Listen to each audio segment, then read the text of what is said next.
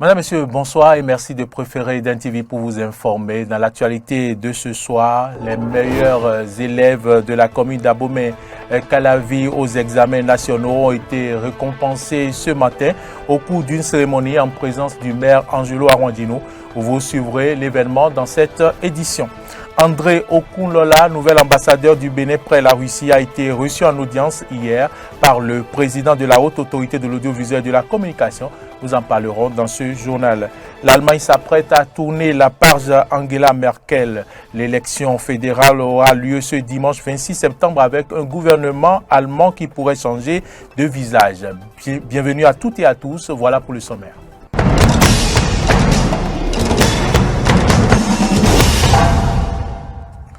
Je vous l'annonçais en titre, le conseil communal d'Abomey-Calavi célèbre les meilleurs élèves aux examens nationaux de la commune. La cérémonie marquant la deuxième édition de cet événement s'est déroulée ce matin à la mairie d'Abomey-Calavi en présence du maire Angelo Évariste Arwandino. Aimé Juste Defodji pour le compte rendu. Prôner et pérenniser l'excellence chez les apprenants de la commune d'Abomey-Calavi, tel est le principal objectif du maire Angelo Évariste Arwandino. Cette cérémonie célèbre le mérite des meilleurs aux différents examens de CEP, BEPC, CAP et BAC. Le choix de ces lauréats est subordonné à des critères bien définis.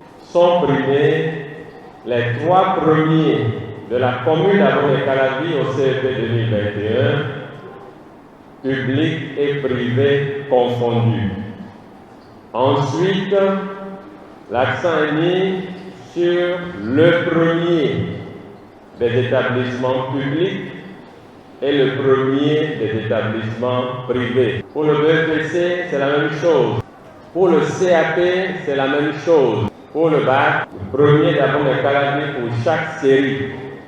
Et ensuite, le premier du public et le premier du privé. Une journée d'excellence qui doit susciter chez l'ensemble des élèves la prise au sérieux de leurs études à travers la persévérance dans le travail bien fait. Le travail à tous les niveaux. Ceci me rappelle l'une des meilleures citations que j'aimais quand j'étais écolier. Il faut aimer le travail. J'aime le travail.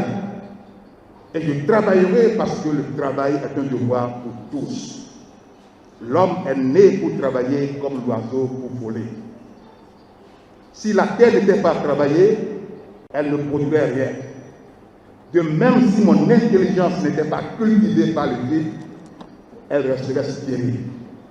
Si je découvre en moi un penchant à la paresse, j'aurai honte d'y céder. Car celui qui ne veut rien faire est souvent tenté de mal faire.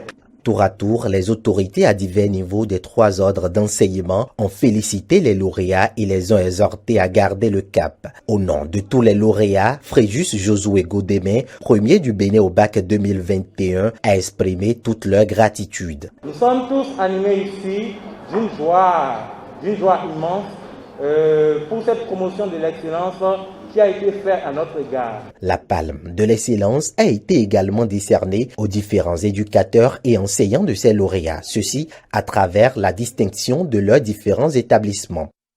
François Abiola et Laurentine Aoupé Adessou Davor, nouveaux membres du Conseil électoral, ont prêté serment ce mercredi devant le chef de l'État, Patrice Talon. La cérémonie s'est déroulée à l'annexe de la présidence appelée Semen City en présence des présidents des institutions de la République. Voici quelques moments forts de cette cérémonie de prestation de serment. Jurez-vous de bien remplir fidèlement et loyalement, en toute impartialité et équité, les fonctions dont vous êtes investis, de respecter en toutes circonstances les obligations qu'elles vous imposent et de garder le secret des délibérations auxquelles vous avez pris part? Je le jure. Je le jure. Désormais, vous avez la charge, la lourde responsabilité de perpétuer la tradition, de perpétuer l'image, de perpétuer les performances que nous avons tous saluer depuis si longtemps déjà à cette structure qui nous honore, qui nous a honorés depuis sa création d'ailleurs. Je n'ai pas de doute que les élections continueront de se passer au Bénin avec votre expertise, votre esprit républicain et désormais votre capacité à oublier ceux qui vous ont désigné et travailler pour la sincérité de l'expression des choix de nos électeurs en matière électorale. Le nouvel ambassadeur du Bénin près la Russie continue sa tournée dans les différentes institutions de la République. Il a été reçu en audience hier par le président de la Haute Autorité de l'Audiovisuel et de la Communication, AC. À sa sortie d'audience, il s'est exprimé en ces termes. On le suit. Quand on dit que vous êtes un représentant légal d'un pays, ça englobe tout. Donc la HAC étant une institution importante, il faudrait quand même, à travers ce qui me donnera comme orientation, que je puisse traduire ça en feuille de route dans mon plan global, afin qu'arrivé dans mon poste, que je puisse d'abord identifier la structure, l'institution sœur en Russie, et chercher à redynamiser la coopération entre les deux institutions. Surtout que nous sommes à l'ère de la mondialisation, et aussi aujourd'hui la question de la régulation donc des médias. Vous savez bien que dans d'autres pays, ça se passe déjà en ligne. Et connaissant nos pays comme les nôtres, où les choses vont de façon bizarre, où on peut faire les choses de façon bizarre, donc il faut quand même si on fait la régulation et que c'est en ligne, qu'on soit en mesure quand même de mettre de l'ordre. Et on connaît des pays qui ont déjà cette compétence. Quand je vois un pays comme la Russie, personne ne peut nier quelle est la compétence, la capacité de la Russie par rapport à pouvoir réguler en ligne, surtout. Il s'agit donc de l'informatique. Donc ça veut dire qu'ils ont de l'expertise, ils ont de la matière. Je ferai en sorte que la HAC, avec la structure sœur de la Russie, que nous redynamisons la coopération et que, de part et d'autre, surtout la Russie qui avait déjà une expérience assez avérée, que nous puissions donc redynamiser afin qu'il y ait des formations, donc des échanges d'études. Et je souhaiterais vraiment que d'ici là, que la HAC, à sa tête le président, qu'un voyage soit organisé pour que des contacts soient pris et que des accords de partenariat soient signés entre les deux institutions sœurs. Donc c'est ces orientations-là que je suis venu prendre auprès du président et je le remercie beaucoup. Donc dès que je me mets en route, je mettrai ça dans ma valise. Dès que j'arriverai là-bas, je ferai l'essentiel. Et bientôt, très très bientôt, les choses seront dynamisées afin que la HAC puisse aussi prendre le volet avec l'angle avec la structure sœur et que les choses se mettent donc sur l'orbite et que les choses aillent mieux. Vous le savez, le Conseil des ministres s'est réuni ce mercredi 22 septembre 2021 sous la présidence du chef de l'État, Patrice Talon. Plusieurs décisions ont été prises, entre autres l'adoption des décrets portant création, composition et fonctionnement du comité de consultation portuaire et du comité de pilotage de la réforme des nominations ont été également prononcés. Je vous invite à suivre un extrait du compte rendu du Conseil des ministres dit par le porte-parole du gouvernement, Wilfried Léandre Humbéji. Au chapitre des mesures normatives, les décrets ci-après ont été adoptés. Ce sont ceux portant création, composition et fonctionnement du comité de consultation portuaire et du comité de pilotage de la réforme. Nomination de membres du conseil d'administration de l'Agence nationale de la sécurité des systèmes d'information ainsi que nomination des membres du conseil d'administration de l'Agence nationale des événements culturels, sportifs et des manifestations officielles (ANEXMO) et enfin le décret portant rétrogradation du magistrat Éric Marcel Ahéhénou. Au chapitre des communications, en un, l'homologation des prix de cession, des intrants et d'achat de coton-graines aux producteurs au titre de la campagne cotonnière 2021-2022. Au terme des concertations avec les professionnels de l'Association interprofessionnelle du coton tenu en juin 2021 pour faire le bilan de la campagne cotonnière 2020-2021, il a été convenu d'arrêter les prix de cession des intrants aux producteurs comme ci-après. Engrais, toutes catégories confondues, 240 francs CFA le kilogramme, soit 12 000 francs CFA le sac de 50 kg. Insecticide coton, 3 500 francs CFA le flacon pour le traitement d'un demi-hectare. Herbicide Toto, 3 500 francs CFA le litre. Herbicide sélectif, 5 000 francs CFA le litre. Herbicide sélectif précoce, 7 000 francs CFA le litre. Par ailleurs, les mêmes acteurs se sont accordés sur les prix d'achat net à payer aux producteurs au titre de la campagne 2020-2021. En point 2, l'autorisation de mise en place d'un système d'information portuaire au port de Cotonou, dans le but de favoriser la poursuite des réformes visant à rendre le port de Cotonou plus compétitif et attractif. Le Conseil a autorisé qu'il y soit implémenté un système d'information. À terme, la mise en place de ce système d'information moderne induira la suppression du bordereau électronique de suivi des cargaisons dans sa version actuelle. Aussi, le Conseil a-t-il décidé d'en transférer la gestion, dès à présent, du Conseil national des chargeurs du Bénin au port autonome de Cotonou pour plus d'efficacité. Enfin, au chapitre des mesures individuelles, les nominations suivantes ont été prononcées. À la présidence de la République, directeur général de l'Agence nationale de la sécurité des systèmes d'information, M. Jérôme Wanilo Médégan Fagla. Au ministère de l'Économie et des Finances, sur proposition du ministre, directeur général des douanes et droits indirects, M. Alain Hinkati. Conseiller technique, M. Charles Inoussa Sakaboko. L'affaire 39 hectares a connu son épilogue dans la journée de ce mardi. Au terme de plusieurs audiences, l'ex-maire d'Abomey-Calavi, Georges Balda, impliqué dans l'affaire et ses co-accusés ont été fixés sur leur sort. Il a notamment écopé d'une peine de 5 ans d'emprisonnement ferme et 5 millions d'amende. Quelques citoyens de la commune d'Abomey-Calavi donnent leur avis sur cette décision rendue par la Cour de répression des infractions économiques et du terrorisme CRIET. Moi, je ne suis pas juge. Aujourd'hui, on a eu donc notre délibéré et le maire, l'ancien maire, bien sûr, Bada Georges, a été condamné à 6 ans de prison. Son adjoint également. Je pense que nous ne pouvons que remercier l'Éternel qu'on ait au moins cet aboutissement. Parce que rester en prison sans qu'on ait vraiment de délibéré, cela ne marche pas. Mais aujourd'hui, nous sommes satisfaits qu'aujourd'hui, la juridiction donc s'est prononcée et ils savent chacun d'eux le sort qui leur est revenu. Et de façon globale, nous avons de sérieux problèmes d'affaires domaniales à Abomey-Calavi. Donc je ne maîtrise pas, c'est pourquoi les hommes de la justice ont rendu de tels verdicts. Mais ce qui me fait mal, dans les audiences antérieures, on a appris que le maire Bada a dit qu'il a exécuté des ordres hiérarchiques.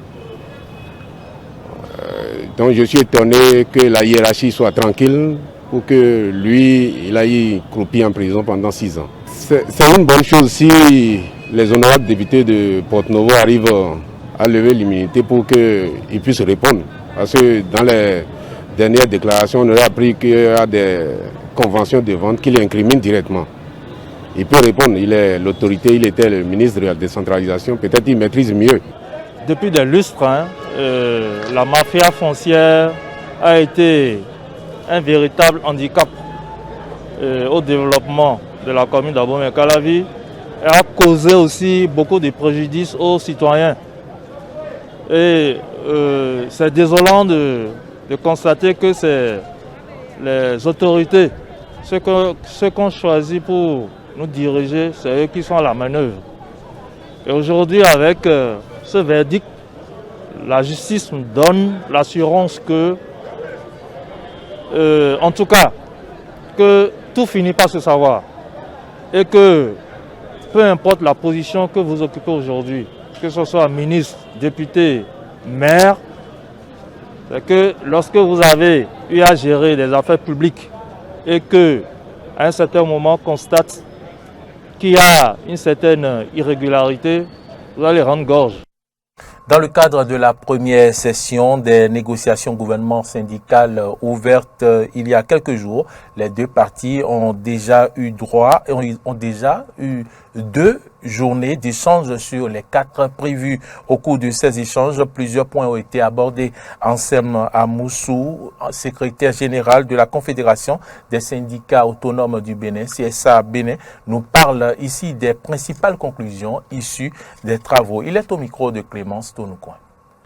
Nous avons surtout évoqué comme focus la question des aspirants au métier d'enseignant. Cette catégorie d'enseignants qui aujourd'hui se trouvent en situation difficile. Et nous avons demandé au gouvernement de revoir le contrat proposé à ses camarades. Donc tout au moins un contrat de 2 ans ou le contrat d'1 an au moins, au lieu des 9 mois habituels aujourd'hui, pour qu'on cesse de les regarder comme des enseignants entièrement à part, alors qu'ils apportent beaucoup au système éducatif. Nous avons beaucoup insisté là-dessus et donc le seul engagement que le gouvernement a pris, c'est d'examiner nos doléances par rapport à l'extension du contrat à 12 mois et de regarder comment concrétiser l'engagement qui avait été pris quant à leur couverture sociale par la CNSS. Nous avons également comme deuxième focus beaucoup parlé de la pandémie actuelle et de son implication sur la rentrée scolaire. Nous sommes dans une période d'explosion des cas de Covid avec de nouvelles variantes et le ministre de la Santé a été interpellé par les syndicats. Il a donné un certain nombre d'explications sur les mesures qui sont prises par rapport à nos enfants, par rapport au personnel enseignant. Et vous savez très bien que le gouvernement a recommandé la vaccination. Ça a été l'occasion pour les syndicats d'attirer l'attention du gouvernement sur le fait que le pass vaccinal ne devrait pas être la norme. Et la deuxième journée, la semaine dernière, nous avons abordé les revendications proprement dites des travailleurs. Et nous, de ce point de vue, on a pu parcourir le document qui fait la synthèse des revendications au niveau de l'enseignement primaire, de l'enseignement secondaire, de l'enseignement supérieur et du ministère de la Santé. Et nous allons aborder cette semaine, si tout va bien, les autres ministères et espérer que ce que nous demandons, le minimum que nous demandons, va être apporté par le gouvernement pour nous permettre d'aller de l'avant. Je voudrais insister sur quelque chose rapidement.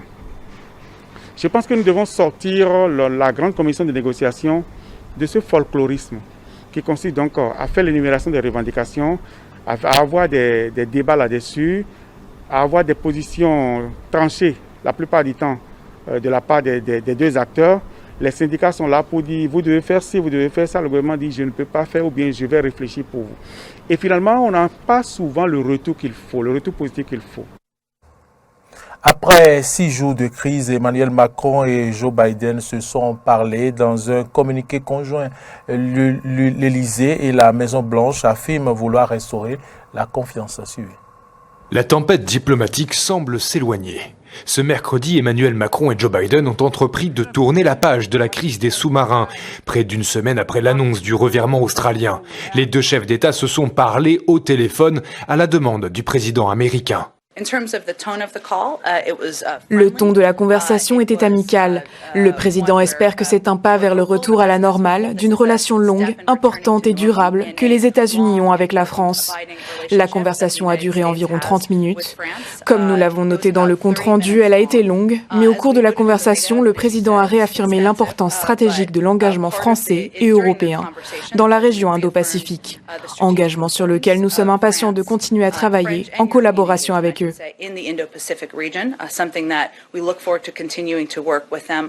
Preuve de cet apaisement, le retour de l'ambassadeur de France à Washington est prévu pour la semaine prochaine. Une annonce faite dans un communiqué joint de l'Élysée et de la Maison-Blanche publié peu après le coup de fil présidentiel et qui pointe du doigt un manque de communication entre les deux pays. Les présidents Emmanuel Macron et Joe Biden sont convenus que des consultations ouvertes entre alliés sur les questions d'intérêt stratégique pour la France et les partenaires européens auraient permis d'éviter cette situation. Le président Biden a fait part de son engagement durable à ce sujet. Les États-Unis ont par ailleurs réaffirmé l'importance stratégique de l'engagement français dans la région Indo-Pacifique et reconnu la nécessité d'un renforcement de la défense européenne. Washington qui s'est également engagé à renforcer son appui aux opérations antiterroristes européennes au Sahel. Des déclarations qui préludent à un retour à la normale entre les deux alliés. Entre Canberra et Paris, en revanche, pas de réconciliation en vue. Le Premier ministre australien a tenté d'appeler le président français. Ce dernier n'a pas daigné répondre. Je me réjouis du fait qu'ils aient eu cette discussion et le président Biden et moi-même en avons discuté hier. Je suis donc heureux que cet appel ait eu lieu. J'attends avec impatience et lorsque le moment sera venu et que l'occasion se présentera, nous aurons une discussion similaire. Mais la nature des difficultés que nous rencontrons est différente bien sûr. L'Australie a décidé de ne pas poursuivre un contrat de défense très important et nous savons que la France en est déçue, ce qui est compréhensible. Je pense que cela prendra plus de temps pour résoudre ces différends que pour ceux qui ont été réglés entre les États-Unis et la France. Le ministre des Affaires étrangères, Jean-Yves Le Drian, doit s'entretenir ce jeudi avec son homologue américain, le secrétaire d'État Anthony Blinken. Quant à leurs présidents respectifs, une rencontre est attendue au G20 de Rome fin octobre et à la COP26 début novembre à Glasgow. Les deux hommes en profiteront peut-être pour tirer un trait sur cette crise diplomatique, la plus grave depuis le non français à la guerre en Irak. Je vous l'annonçais en titre, l'Allemagne s'apprête à tourner la page. Angela Merkel, l'élection fédérale aura lieu ce dimanche 26 septembre avec un gouvernement allemand qui pourrait changer de visage. Les meetings se multiplient, migration, emploi, crise sanitaire sont au centre des débats. Suivez. Éviter la douche froide pour le parti conservateur d'Angela Merkel. La chancelière allemande venue apporter son soutien mardi à son possible successeur sur fond de patriotisme.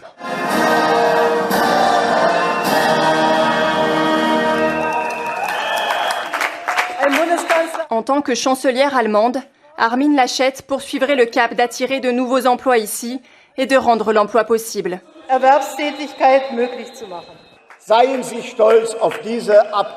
Vous pouvez être fiers de cette députée, de cette chancelière. Nous ferons tout pour continuer son travail dans les prochaines années et nous vous demandons votre confiance pour l'élection à venir. Une confiance ébranlée à l'image des sifflets de plusieurs opposants venus perturber les discours du camp des dirigeants de la CDU. Stop au système Merkel, au confinement pouvait-on lire sur l'une des pancartes.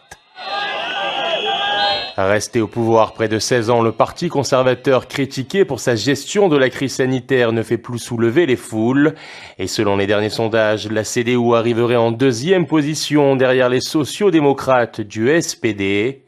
Tournant majeur dans ces élections, le 17 juillet, Armin Laschet est surpris hilar pendant un discours du président allemand venu rendre hommage aux victimes d'inondations. Une aubaine pour le leader du parti social-démocrate, presque ému de se glisser dans la peau d'un favori. Olaf Scholz, 63 ans, 40 ans de vie politique, député, ministre et actuellement vice-chancelier. J'ai fait beaucoup de campagnes électorales et je dois dire qu'il est très émouvant de voir combien de personnes me font confiance pour être le chef du prochain gouvernement de la République fédérale d'Allemagne. Une rupture souhaitée également par les Verts, troisième parti dominant dans les sondages. Son leader, Annalena Baerbock, seule femme en lice, a déjà évoqué l'idée, au cours d'un débat télévisé, d'une alliance qui pourrait changer la donne. Nous avons beaucoup de points communs avec le SPD dans de nombreux domaines de la politique sociale. Nous avons surtout besoin de Verts forts pour prendre un vrai nouveau départ. Un nouveau départ et une nouvelle coalition en ligne de mire. En cas de victoire, les sociaux-démocrates pourraient également se tourner vers les libéraux. Ces derniers, avec 10% d'intention de vote, se sont montrés pourtant réticents à l'idée de s'allier avec des partis aux idées contraires des leurs. L'ère post-Angela Merkel s'annonce ainsi des plus mouvementés. Mesdames et messieurs, c'est ici que se referme ce journal que j'ai eu du plaisir à vous présenter. Si vous l'avez suivi, merci de votre fidélité. Bonne suite de notre programme et à demain.